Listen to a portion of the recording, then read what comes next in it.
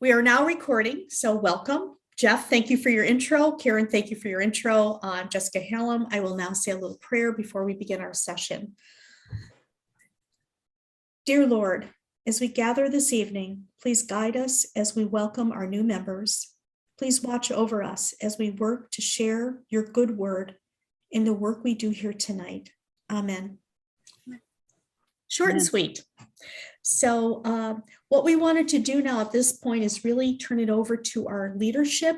And we're going to start with Rob Klein. And then we'll just kind of go through the group that's here, and everyone will speak to what they do, what they provide, and hopefully give you some involvement and program information so that you have a little bit more in-depth insight as to what LMC is all about. So Rob, I'm going to turn it over to you. And just real quickly before we turn to Rob, this is really for you guys to help get navigated here. So please, if you have any questions or anything, that's why they're all here, right? Is to help welcome you and to help answer your questions, help you get it oriented here. So please, if you have anything, speak up. Thank you. Thanks. Hey, Al. So I'm Rob Klein. I've been a member since, I think, 2008.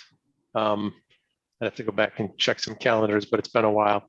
I'm the current president of the council. So the council is a volunteer elected board that kind of helps manage and be a voice for the congregation, and also maintain, certain things, set up some of our events, maintain the building, do a couple other relationship things, but help on the month-to-month business.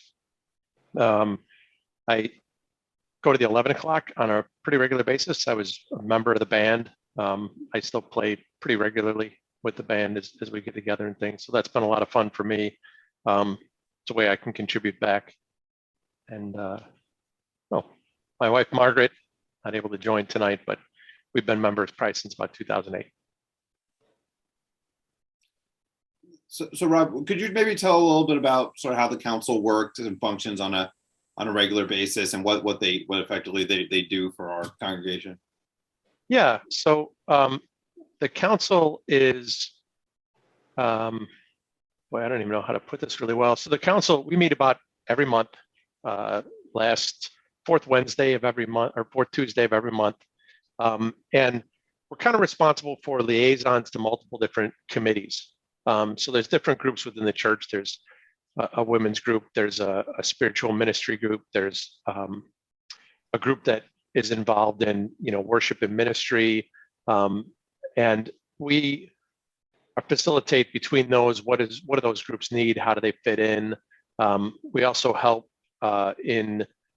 with the hiring. So there's a number of staff. I see Sarah's on and Christopher's on. So there's a number of staff within the church, and we're kind of the voice of the congregation for what do we need and how are we good stewards of the time and the donations and what we do and how we kind of guide along. We take a lot of input from, all of us are members of Luther, and we all take a lot of input from what people are looking for and what they want.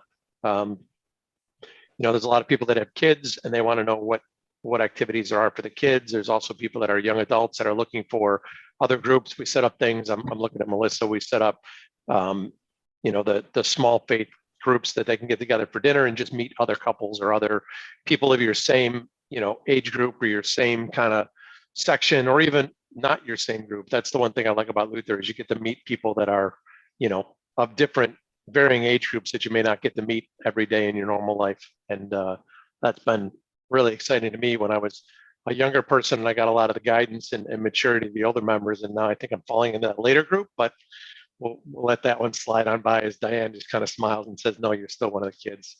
What else does council do? We come up with a budget every year that kind of guide and figure out what we're going to do with the monetary assets and where they go towards. And, with Luther, the building's quite a bit. That takes a little bit of effort. There's also how we manage the different staff. I think I talked about that. And then there's a number of different activities, like we have our 125th anniversary this year. So there's a whole committee of people that have a lot of energy and excitement, a lot of that. And they'll need certain things, whether it's an okay from the council to go ahead with the I remember the Chicago, what is the Open House Chicago?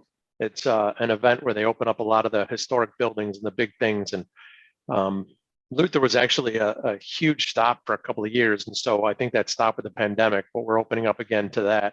And just the council approval and a little bit of organization around that. And Open House Chicago has been, people come by and they say, oh, I saw this big stone edifice, but I didn't see what was inside. And then when they come inside, they get to see, the great sanctuary and hear some of the history, and people take them around. And that was a really, for a lot of people, was pretty exciting for, people that may not normally stop by or normally see it. I think that's about all I have as far as council does. Any questions or anything for us at this time? So how many people are on the council? And I guess, yeah, I assume it's a normal board, there's probably a handful of people on the council. Yeah, so I think there's 8 or 9 right now, right? And we have a president, we have a vice president, we have a secretary, and then we have a non-voting treasurer who just kind of watches over the finances and things like that. Everybody on the board are volunteers.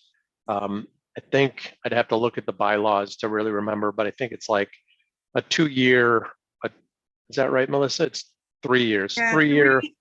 You 3 years to start, and then you can recommit for 2 additional years if you would like. Yeah, so it's a lot of people who join kind of come in as I just want to see what it's about, and manage one committee, kind of interface that way, and be part of something. Everybody has different. I'm amazed at the number of different talents and gifts that the people in the congregation have. Mine, I play guitar, but mine really lend towards business, to be absolutely honest, business and organization. So it really, when they asked me to kind of join council, I was like, well, that's where my gifts and talents are. So let's, apply them. And it's been really fulfilling to me. One of the things that I found at Luther is not just the community, the organization, and the spiritual nation of worship, but also that just giving back as whether it's a small commitment or, like mine is a 3-year commitment. It's going to turn into 5 probably at the end of this year. Mm-hmm. And so that those positions rotate at the annual January meeting, right, Rob? Yeah. Okay. And they're staggered so that there's not like a full council turnover. It's, each spot, Mm-hmm. Every year there's a couple new people who roll on and off of council. Yeah. And Rob, is it true, well, like with COVID, when decisions had to be made versus protocol, so a lot of that goes through council as collective voice, supporting pastor and whatever. Is that correct, Rob? Just to get that. Yeah, so a lot of it is, we are by no means experts in any one thing, right? So we got a lot of input from some of the medical people within our congregation, and we are really blessed. We've got Kevin Massey, who works in the medical field as a pastor for a lot of hospitals. So he was actually on their board for the hospitals as far as how they made protocol decisions. So he would funnel information into us. And a lot of the decisions we made were, we don't know what we don't know. So let's just kind of stay conservative and follow what Chicago said. Not everybody was, and I think we're still wearing masks because it's really high. And as soon as the value drops down to low again, we'll probably go along with Chicago and go mask optional. But, for us, the decisions had to be made for everybody in the group, not just the people that had high risk tolerances or who really weren't at risk of, they weren't at risk that much. There's a few in the congregation who may be at higher risk, and I don't know who they are, and I wouldn't want to call them out. So we kind of made decisions along that line of what kind of church do we want to be? I think that's honestly the question that we ask the most when we're trying to make decisions is what kind of church are we and what do we want to be, and what's at the heart of what we do. But to that point also, Rob, isn't it part of the decision is because we have so many children in the congregation, more than any congregation that I've ever belonged to. And so many of those children up until very recently or currently still have not been able to be vaccinated. So I think a lot of our decisions are not only for the adult, but for our younger congregation, who is extremely valuable and important to us, correct? Yeah, I would say that's absolutely correct. I mean, like I said, we tried to take everybody into consideration. And at the beginning, I think anybody under 18, I don't remember the numbers at the beginning, but I remember every council meeting, the rules were changing just a little bit. So we had to revisit and come back around and make new decisions. And one thing I wanted to add is, while council kind of is sort of the central hub, I think he was saying about overseeing committees. A lot of the groundwork is actually done by people who aren't on council. They run either run or just be a part of various committees that all sort of report up to council. So one of the great things I think about this place is, I know at my old church, it felt like there were like 8 people that ran everything. And I really think that's not the case here. There are people at council who actually have the ultimate decision-making authority, but it's much more grassroots than that. People, you find what you're interested in. I mean, you can form a new committee, you can get involved in any type of committee. It's really good in that way, that we really spread out the opportunities to be involved in the community. Clearly, council is really important, which is why we allotted Rob a little more time. But I think you hit all the good points, but I'd like to move on to our next leader so that we can, there's Christopher, yay. But Sarah, can you speak about what you do at LMC? Thank you. Absolutely. So hi, everybody. I don't know that I've met you all, so this is great. I'm super excited. My name is Sarah. I am the Director of Youth and Family Ministry. I myself have 3 children. I have 4-year-old twins and a 6-year-old, which is why you can see I am in a very super messy basement right now with like our bounce house over here and all sorts of fun stuff. I've been with LMC for about a year now, which seems odd to say, it just seems odd because the year has just completely flown by. A little bit about me: I was raised in the Catholic Church. My husband and I joke that we gave up Catholicism for Lent, which is a true story. We stopped going on Ash Wednesday and started going to an Episcopal church for a little bit. And then we found our way into the ELCA, and we've been home to us ever since. In addition to serving LMC, I'm also working towards being a deacon within the ELCA as well. So I'm a candidate with the Metro Chicago Synod for Word and Service, and also finishing up my degree at Luther Seminary as well. So hopefully, if all goes to plan, within about another year, I'll be ordained a deacon, fingers crossed. So that also adds to my ministry at LMC as well. Pastor Lindsay is absolutely amazing. Christopher is absolutely amazing. Liza is amazing. We have a really great staff that I am very lucky to be a part of. So specifically at LMC, what I do is I started out working with the high school students, which on any Wednesday night, I could average about 8 to 12 high schoolers, which is pretty significant given, in high school, kids kind of start pinking in their attendance at church. And what I found was that LMC had built this really great program for children and youth ministry.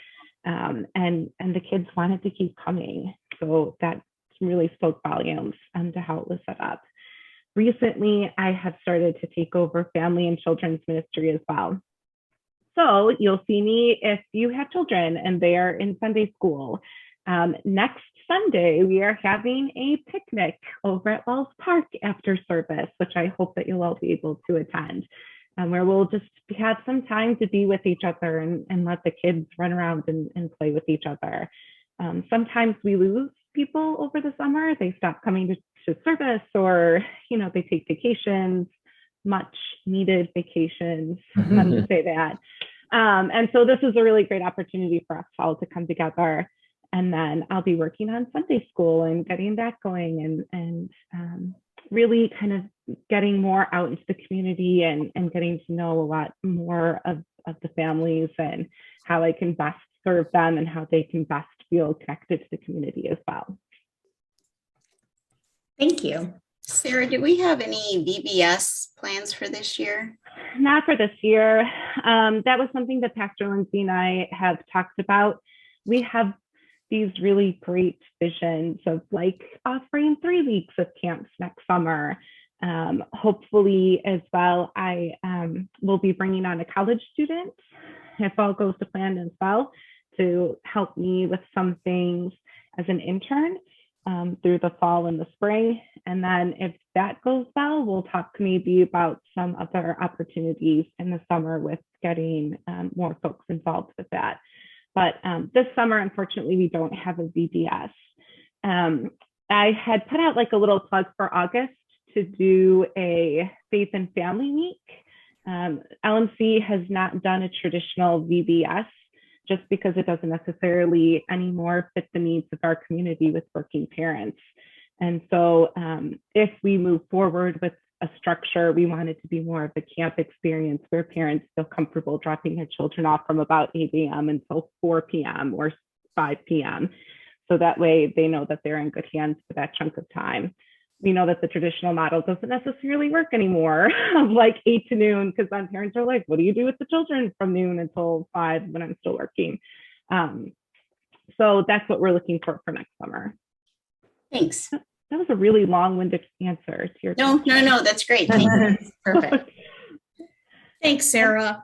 Is there any, I'm just going to say this because some of our new members don't have children. Can you speak to just briefly what involvement those families that maybe don't have youngins that might be, interested, or that you can use their help? I will always take you as a Sunday school teacher. That would be wonderful. I think that there is something really important about not being a parent and not having children and still being active in our young people's lives. My kids listen to me 24/7. And so at some point in time, they start tuning me out, usually about 7 o'clock in the morning. But if somebody else were to come in and to really take ownership of some of their just skills within Sunday school, they love Miss Lori, and they love their Francis and Caleb, my 4-year-olds. They loved the high schoolers who are teaching their Sunday school class. And so I think that there's something really magical that happens when community members who are not parents come into the fold with that. Great. Looking forward with programming, I would love to see, Rob talked a little bit about the dinners that Melissa graciously put together, and how that has really been an opportunity for people to kind of get to know others outside of their bubble, right? I think that moving forward, young adult ministry is something that we could really take a look at. So if you have any ideas, you want to start a book club, or you see that there is, a current event that you'd like to bring to the table, and maybe we can meet to talk about that. My email is always open. I'm always available on a Sunday. I'm available to grab coffee anytime you want. You are available, and I will gladly listen to that and see how we can make that happen. Thank you. Oh, sorry. No, go ahead. I think it must have been in 2019 because it was before COVID, but I went with a friend of mine, Nicole Kerstedter's a member of LMC, and we went and did Coat Angels. And I wondered if and then I remember too, helping on the waters end of some Thanksgiving baskets that got to people. Does that sort of thing fall under kind of the window of what you do, or? Yeah, absolutely. I mean, I think this past year, one of our members, Emily Hates, she was the one who spearheaded, with the Friendship Center. She spearheaded getting all of the dinners together for Thanksgiving, all of the fixings for it. The youth group made pies. They weren't very good, but that's okay.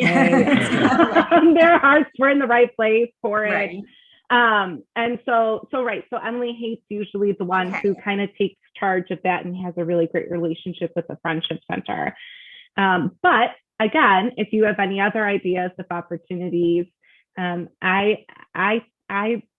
I love being service-based, and I think it's been a little difficult. You know, Omicron kind of surged and COVID has kind of taken over a little bit. And we haven't been able to get as out into the community as we would like to be, as I would like to take us. So if you ever have ideas on service opportunities, talk to me. Great. I think it was Emily who organized the Coat Angel. Yeah. I remember meeting her, but that was a really nice way to get to know some other ladies. And I mean, and gentlemen could help distribute coats too. Oh yeah, absolutely. Anybody. But you know, Diane is really amazing. She works with the night ministry, and I'm sure Diane will tell you more about that too. There are lots of different volunteer opportunities within the church congregation setting. Again, I'm sure Diane will talk about those as well.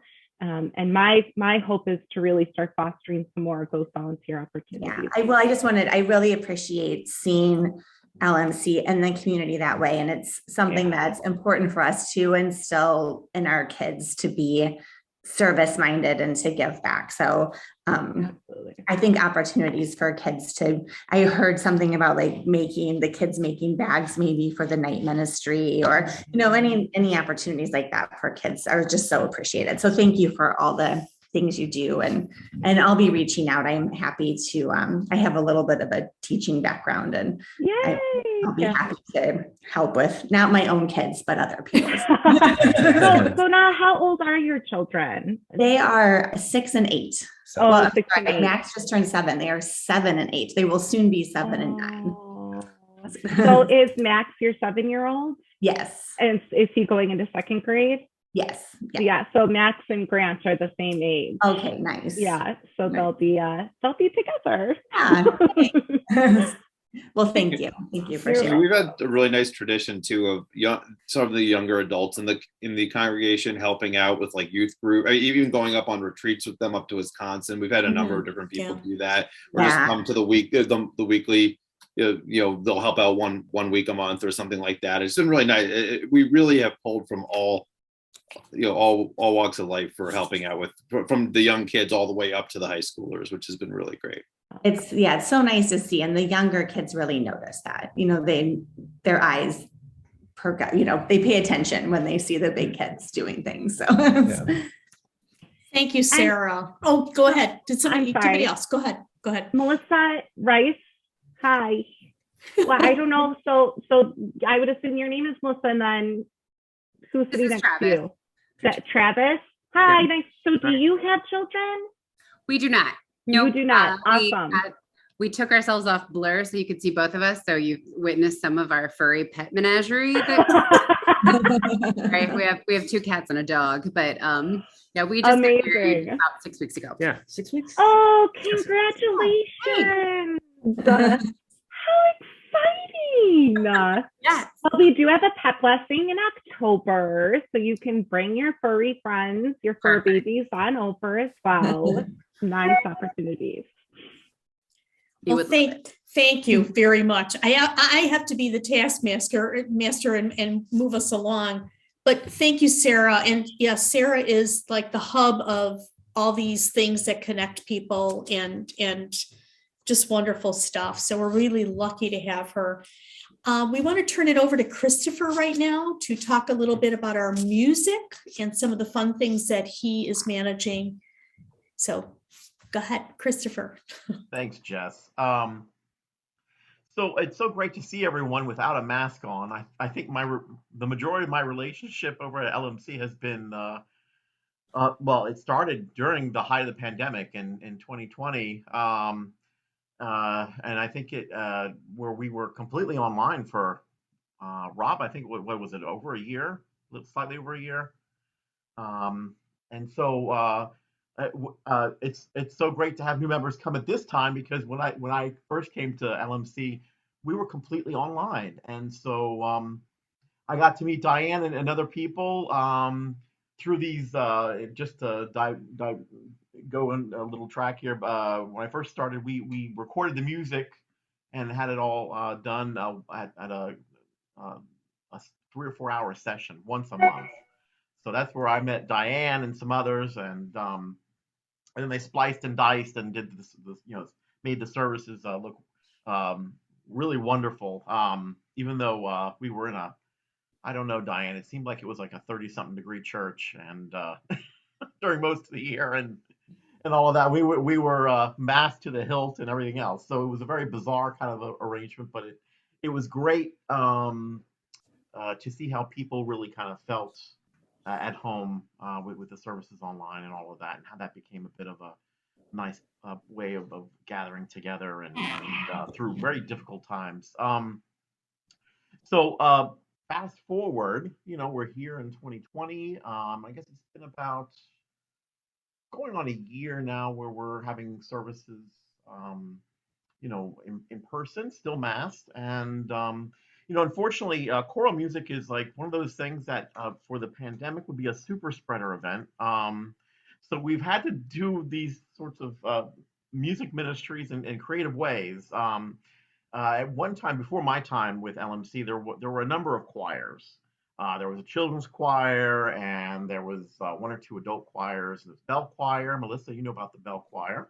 And we have a host of really talented musicians within the congregation itself. So various violinists and flautists and other bass and everything else would help out here and there. And of course, I'm only one half of the music ministry. Liza is actually leading the 11 o'clock music, the praise band music, and um, the great thing about LMC is we seem to all kind of cooperate and work together in ministry. So a lot of the people who might be in the choir that I conduct, which we call the Scola, also stick around and sing for the 11 o'clock when we have the 11 o'clock during the regular year. And instrumentalists will play between the two of us. They might come for, let's say, for example, Christmas Eve. They'll be there for the earlier children's oriented service, and then go get a bite to eat, and then come back, and we'll all be together for Christmas Eve at 11. So there's a lot of cooperation between musicians, and it's a great thing. It doesn't always happen out everywhere. And so I mentioned this term Scola. Basically, Scola is a group of singers that come together. And in our case, the Scola is comprised of the cantors of the parish that served during the height of the pandemic, during those once a month sessions. And whoever is able to come, it really depends on their schedules. It seems like we're all kind of dealing with, once the pandemic came, all our schedules and our abilities to do things have changed. And so I'm being very respectful of that. Some people are with us every time we sing together, and others drop in, once a month or whatever. It's sort of like in-person church these days. That's just the new reality, the new real, the new way of doing things. And so I try to use the abilities of whomever we have together um, to enhance worship for the services.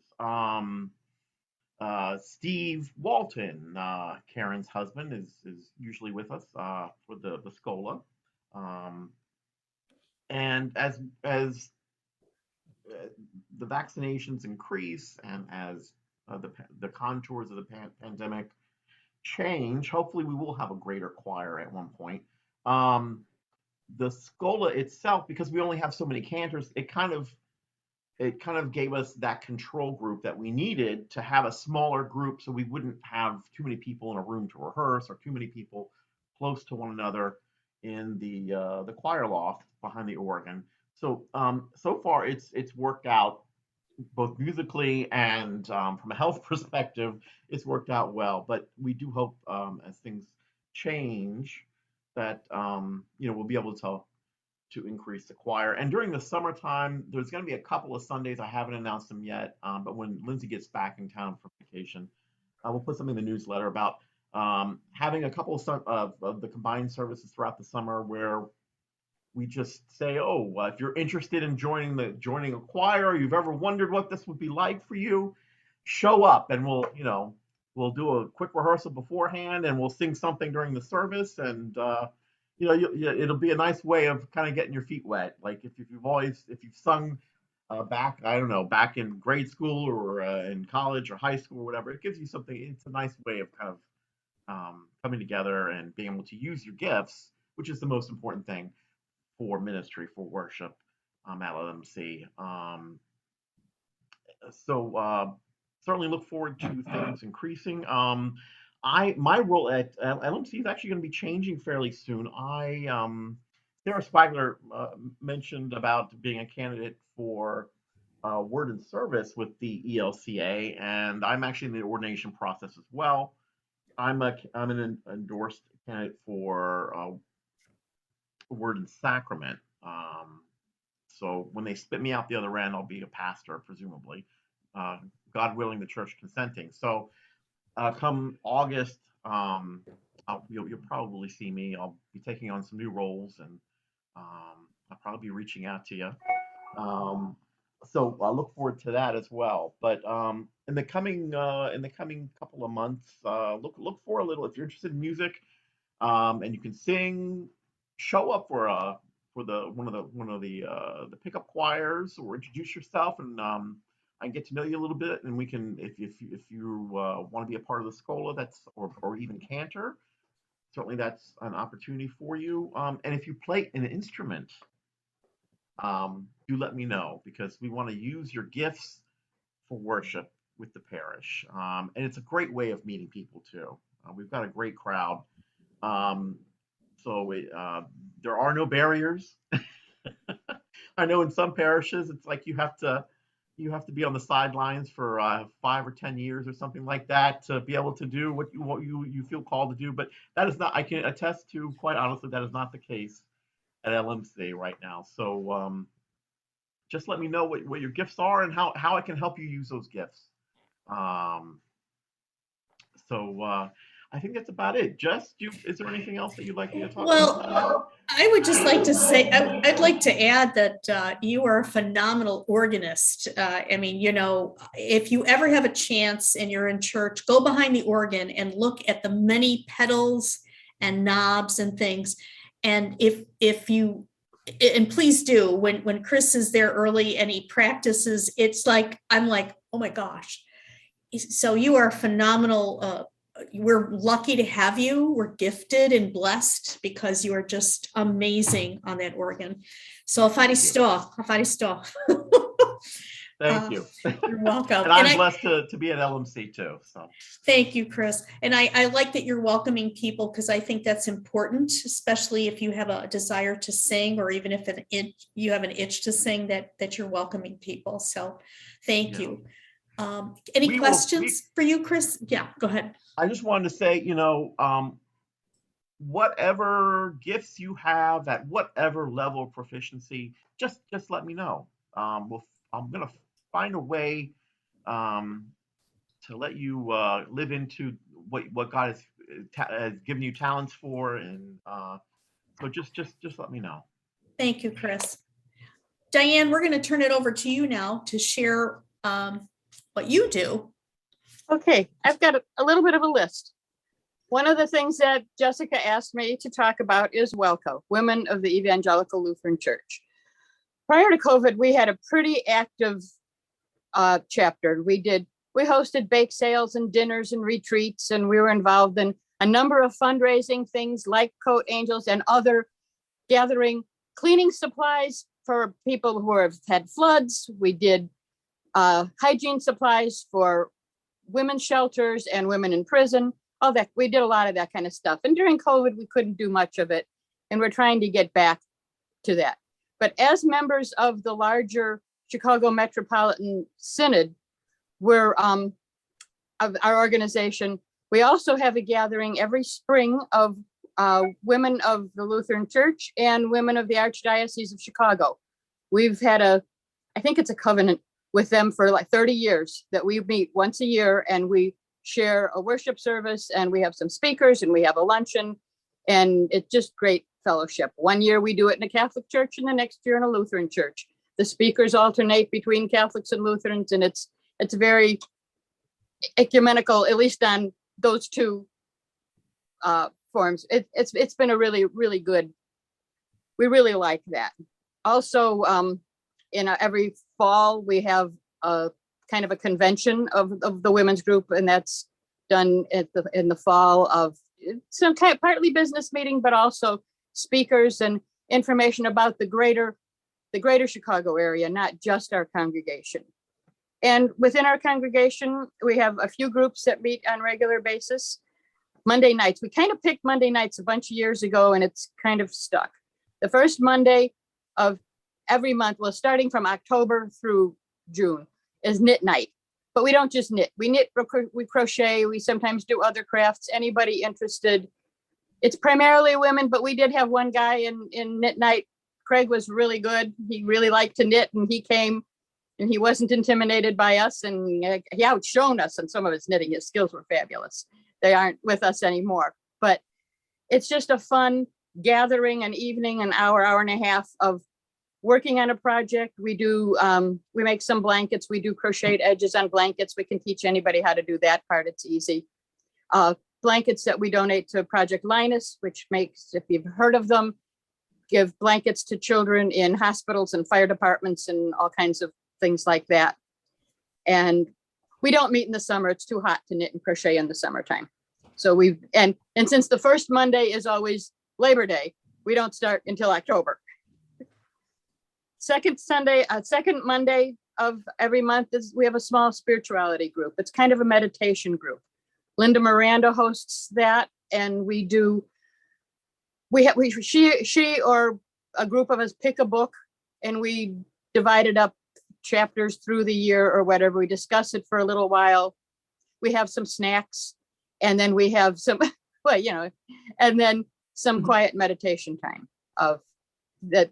We start out with it pretty short, and by the end of the year, we've managed to make our quiet time several minutes, I don't know, 5 minutes, 10 minutes. And it's a beautiful, peaceful, we light candles. And at one point we only could use fake candles because one of the members was so allergic to the fragrances in candles. So we went to battery candles, and we can still do that. So it's been a fun group. The third Monday night, there's a Bible study group. And that's run by or monitored by Jenny Arahu. And I think they meet year round, and all of these groups met during COVID on Zoom, except knit night. We only met once in a while just to kind of have some show and tell and show off what we were working on and chat a little bit. But the other groups managed to meet on Zoom pretty much. And when there was an opportunity, when the weather was nice last summer and we could meet, there's a lovely backyard space. I don't know if you folks have seen the beautiful backyard space at church. We've got a backyard and there's tables and chairs, and it's a lovely, not large meeting space. I mean, but it's for smallish groups. It's a great place to be. And some of the groups have done that. And so that's been fun too. But some of us have continued to meet on Zoom and sometimes in person, and we're trying to get back to more in person, and we'll just see. We'll see what happens with that. Oh, and I'm president of our local chapter of Welcome. And like I said, during Zoom, we really didn't do, or during COVID, we really didn't do much, because the kinds of things we did were the things we talked about, of retreats and dinners and fundraisers and things that we couldn't do some of with lots of people. Next item on her list for me was the night ministry. And I have to read their statement. It's the easiest way. The Night Ministry is a Chicago-based organization whose mission is to provide human connection, housing support, and healthcare to members of our community who are unhoused and experiencing poverty. About 15 years ago, our church council president went to some kind of a community meeting that was community groups and other churches, and she came home and said, I kind of volunteered us to provide a sandwich type meal once a month. In fact, I kind of think I signed us up to do it for a year. So we did. We took it on. It was great. It was sometimes you just need a little nudge to know that there's a need. And she thought it sounded like something we could do, and it was. And we've been doing it for 15 years. It was once a month. The first years we did it, we were providing 200 meals, sandwiches. We have a wonderful restaurant that supplies soup in the cold months when we serve soup with the sandwiches. But we do sandwiches and little bags of chips and homemade cookies. There's always a plea. There'll always be a plea in the news and notes a week or so before night ministry saying we need cookies for the night ministry. A batch of cookies is always welcome. We put them in baggies, serving size baggies, and they're always well appreciated. So that's one of the things we do with the night ministry. We're down to, when we first started doing it, there were 200 meals that we provided. We're down to only 75. They do not have the same need. Part of it is COVID related, and part of it is I think they're just doing other kinds of outreach. But on the nights that we serve, and I know there are other groups that serve they have several locations that they serve. They have their bus that is like a mobile health center. They do drug testing. They provide some medications. It's a Google Night Ministry and you'll find out all kinds of stuff about them. That's that one. And the other thing that they asked me to talk about is our altar guild and sacristan. People that come into church, and if you didn't grow up in a liturgical church, and the colorful hangings that are hanging and all are not there for decoration. They all have significance, and their colors are significant. And that's one of the things and that's when Christopher was talking about the Saturdays when we were filming several different services. We do 4 or 5 services on a Saturday. And I was there changing the paraments on the altar so that we had the right color for the right kind of music that went with the seasonal, with what was happening, so that when it was on screen, it was like you were in church and it was right. And that's something, and I've been a part of the Altar Guild since I was a teenager. Oh, I should say that I've been a member of Lutheran Memorial. Well, I was confirmed in 1959. And I started coming a little before that. I came with a girlfriend when I was 11 years old. Started coming with her, came for Sunday school, stayed, was confirmed, married there. Our children were baptized there.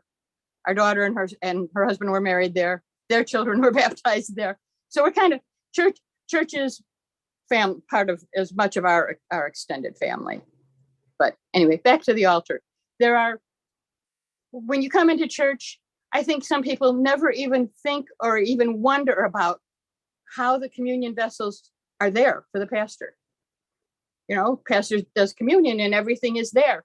Well, there are those of us who take care of seeing that everything is in the proper place at the proper time for that. And we'd be happy to have anybody who would like to learn more about it, be interested. It doesn't need to be a major commitment. But it's an honor to do. It's an honor to be able to serve at God's table, to set the table for the feast. And I think that's where I'll just stop. Any questions?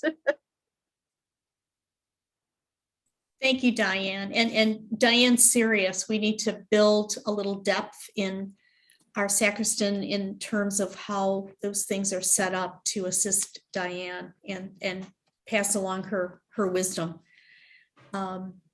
So thank you, Diane. I'm next. I'll make it brief because then we want to go on to Melissa and we're getting close to our time.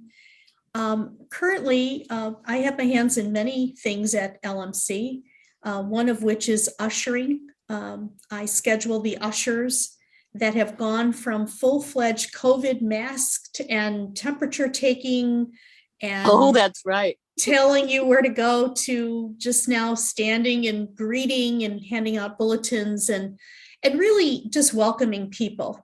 I also feel that our ushers can, jump in and help out Diane or just whatever's needed, but they are the people that greet.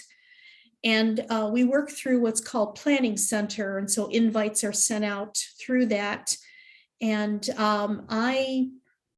I just add everybody's name and then I kind of reach out and say, hey, do you want to usher? It's very simple. It really helps the church. You get to meet people. And it is a lot of fun. There's not a lot of, stress to it. It's pretty cool. Karen has done this with me. Melissa has done this. Pastor Kevin has done it. Diane, you actually did it once and said it was fun. So I'll be reaching out to everybody to make sure we have a turn at ushering. I'm also kind of working with Pastor on a creative team, which is something that, I just saw a cat go by. I just saw a cat go by. The creative team at LMC is fairly new. It is something that Pastor has envisioned that would help with, I'm going to use the example of Christmas, setting up the Christmas trees and making the sanctuary, the narthex look festive, to maybe bulletin boards, to just anything creative, aside from what happens to what Diane was talking about, the altar guild. So that's another thing that I'm working on. We also, over COVID, took our women's retreat from a physical retreat to, we did a lot of Zoom gatherings, and it held us together. It gave us an opportunity to continue our fellowship. And that group is actually, we're going to meet late in summer and see if we can't do our first gathering for what we're calling Women's Fellowship. It falls under the umbrella of women's ministries, which I believe Pastor wants to really look at as a collective. And, we talk a lot about women, and I know there's some men things that are happening, but we also need to do something that, men get together and men do, or that we get together, men and women. But it's a lot of fun. And one of the things I like about LMC is you can bring an idea forth and you can run with it. If Pastor supports it, she's very, I want to say, supportive, hands-off. She gives you what she wants, but she also realizes that if you're the expert in what you're doing, or if you have a desire, that she's very supportive of it. So those are some of the things that I'm involved in, certainly with the new members group, with working with Karen and Jeff. That's been a lot of fun. And I'm really proud that this is our second cohort. We've got a pretty good program set up to bring you guys on board, and hope that there's things that, we are learning each time we do this to enhance it.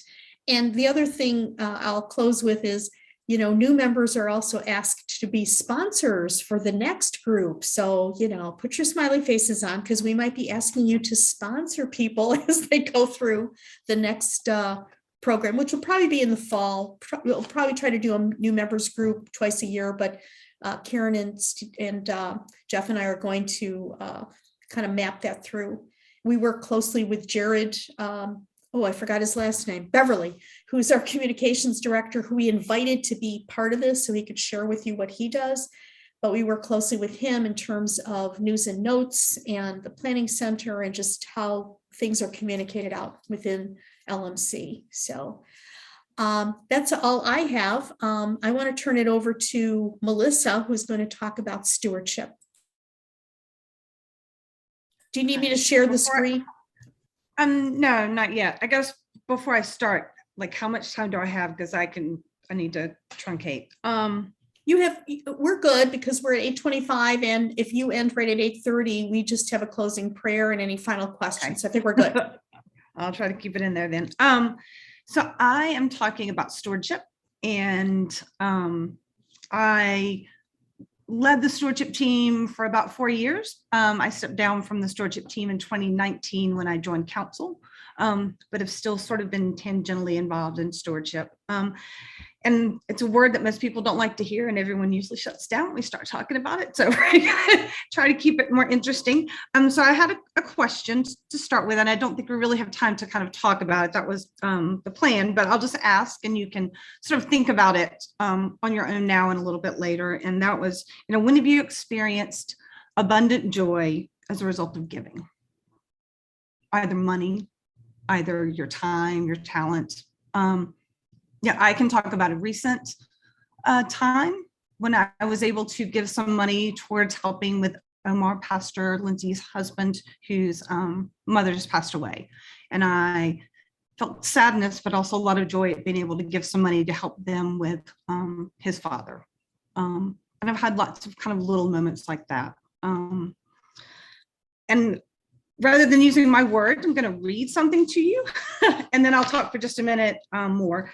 This is from a book called Giving to God, and it starts, well, where your treasure is, there your heart will also be, Jesus says. This is in Matthew chapter 6, verse 21. The person who wrote the book says, I've noticed over the years that seminary students and pastors often get this backwards. I recall one sermon in which the preacher asked us to consider the text. What it means, he said, is that we can tell what people really care about based on how they spend their money. People put their treasures, their money, where their hearts are. How much do you spend on entertainment? The preacher asked us. How much do you spend on your family? How much do you give to the church? This reveals what your true values are. I think he had it backward. He was thinking, where your heart is, there your treasure will be. But Jesus said it the other way around. Where you put your treasure, there will be your heart. There your heart will end up. The point isn't that how we spend our money reveals what sort of people we are, but how we spend our money determines what kind of people we become. And that was kind of an interesting way to think about this. It may sound scary, but it's actually very good news. We can direct our hearts in the ways we want them to go. We can do so in a very practical way by deciding what sort of people we want to be, and then giving our treasure, which is our time and our talents and our money, to those things that we want to care about. For me and my husband, I think I take a lot of my giving. Well, he and I give very differently. Wayne is very, my husband is Wayne. He is very strategic and thoughtful and puts lots of care and thought behind giving. He started giving, very early in his career. I was a teacher and didn't have a lot of money. So I was not very strategic about it, but I would probably give away the store and then wonder where the store went at the end of the day. But we both get a lot of joy and value out of giving. I would say that most of the conversation you've heard tonight from all the different people who are talking are really about stewardship, because stewardship is about taking care of the things that God has given us. And God has given us talents. God has given us our health, our time, and all of these things we can give to the church, whether it's singing, whether it's knitting, whether it's being in a Bible group or leading a group. All of these things are ways to steward what God's given us. And one of the things that I think that's come out of COVID is a lot of folks started giving regularly online. So one of the easiest ways to give is through our planning center, set up a regular gift. What we are working really hard now to do is get people to give their time and their talent again. We have got very used to being at home and being on Zoom meetings and filling our time with lots of other things because we didn't have to go to church on a regular basis. And so I would advocate as much as anything for thinking about, who do you want to be at LMC? How would you like to be at LMC? Where do you see yourself at LMC? For some folks, that really is just coming on Sunday morning, maybe doing something every now and again. For some folks, it might be joining a group. For some people, it might be leading a group. But those are all of the ways to steward. And I would say that Wayne and I have kind of done all three at various times. I get a lot out of giving to something at the church that I know makes a difference for somebody. I get lots of, uplift, spiritual joy out of it. And actually, Jessica, if you could share the screen with me real quick. You got it. All right, I'm going to show you this. Oh, let's see if I can do it. My technology is not always the best. Share. Let's see if it comes up. This is something that we used to do sometimes for new member classes, and we didn't do it in class, but we sometimes sent it home. And sometimes we would talk through these questions. And it was really interesting when you start thinking, particularly around giving of money, because it's like such a loaded question and nobody wants to talk about it. And it's really uncomfortable and, we don't talk about it. And I think Jeff, did you do the financial literacy? Were you a part of that? No, I don't think I was actually. Okay. I was involved. Okay. Maybe think I was involved in the audit, that stuff. Okay. So No, yes. no. Okay. Yep. There was a long time ago, maybe like 7 or 8 years ago, we had this kind of financial literacy program, and it really was just talking about like how to order your finances around God and around the church. So it's like all these, different way to think about money. But this autobiography sort of gets you to think about like, how did you think about money when you were a kid? I can remember I knew my parents gave to church every Sunday. They never told us about it. I didn't know how much we gave. I didn't know how they gave. I think it was a check. I'm not really sure. I would say that when Wayne and I first met, I was horrible with money. I didn't know how to balance a checkbook. I was like all over the place. And so when I gave, I didn't know how much I was giving and how it was affecting me, all of these things. But I would say that we've become more thoughtful over time about what we want to give and where we want to give it and how we would like to benefit the church in particular. We do not tithe, but I know that my husband is working towards tithing. And if you aren't clear on tithing, is giving 10% of what you have. One of the things we've done every year is increased by 10%. So we're working towards tithing. You will hear in the fall about our annual campaign, but I don't really like, for me,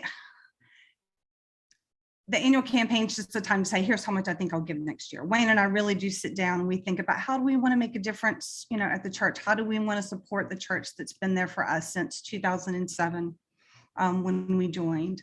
How do we want to make a difference in the community? How do we want to make Sunday school better? How do we want to refurbish the bells so that we can play the bells in the fall? How do we want to support the night ministry? What are the things that we can do through our giving?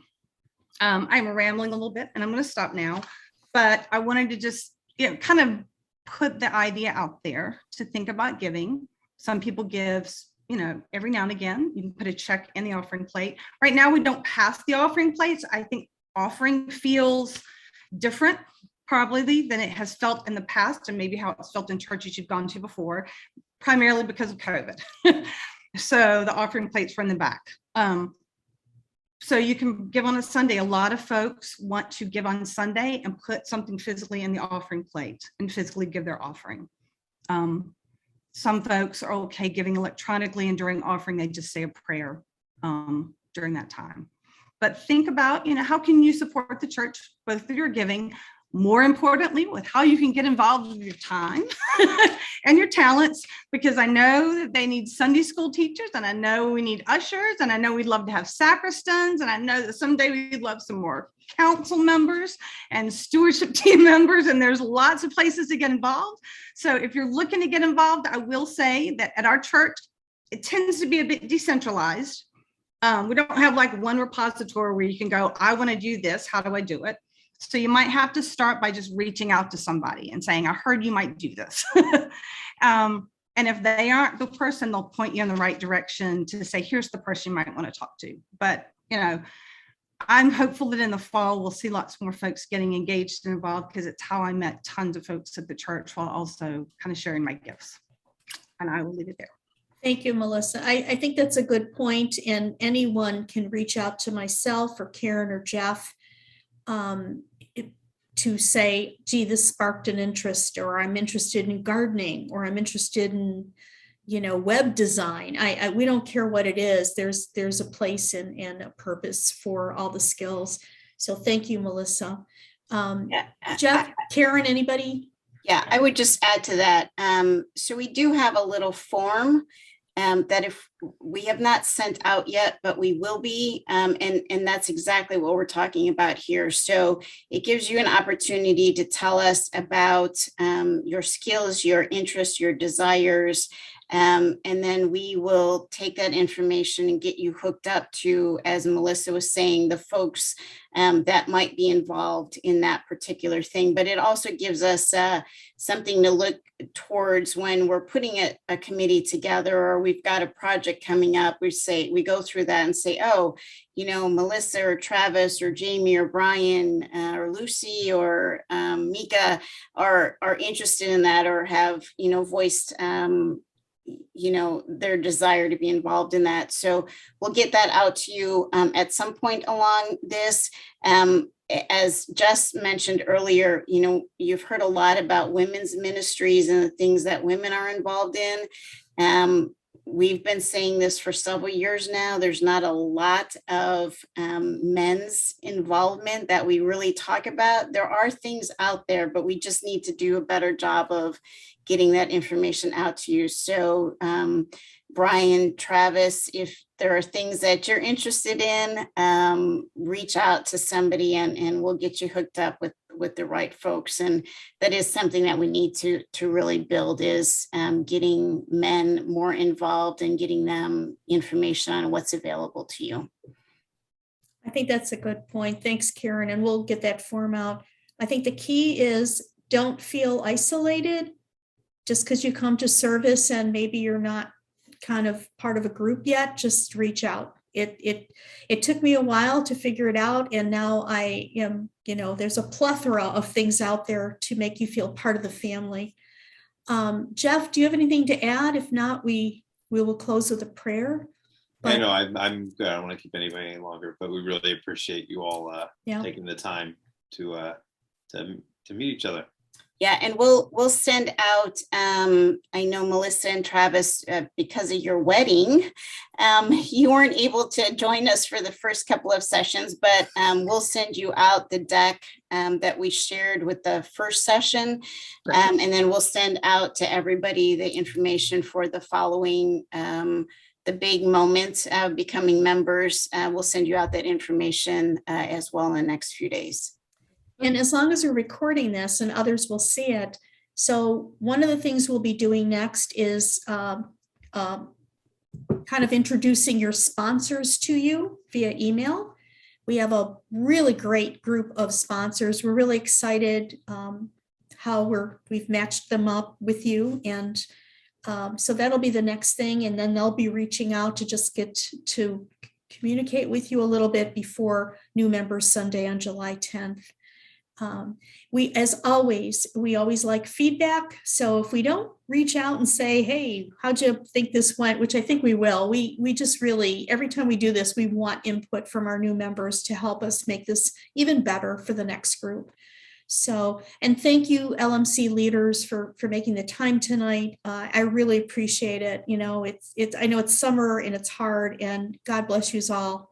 Melissa, I was so happy to get your email, and Jamie, Brian, I'm so glad you're here. Even though Melissa's not with you, we know she's with you in spirit, wherever she's at. But I was going to ask Sarah, can you say some closing words, and then we can say goodnight, and I'll end the recording. Thank you, Sarah. Absolutely. I think everybody, let's take a deep breath. I need a deep breath. Whew. That was a lot of information. Thank you to everybody who put this together. The Lord be with you. Also, Gracious and loving God, we give you thanks for being with us tonight. We give you thanks for the community that is Luther Memorial Church.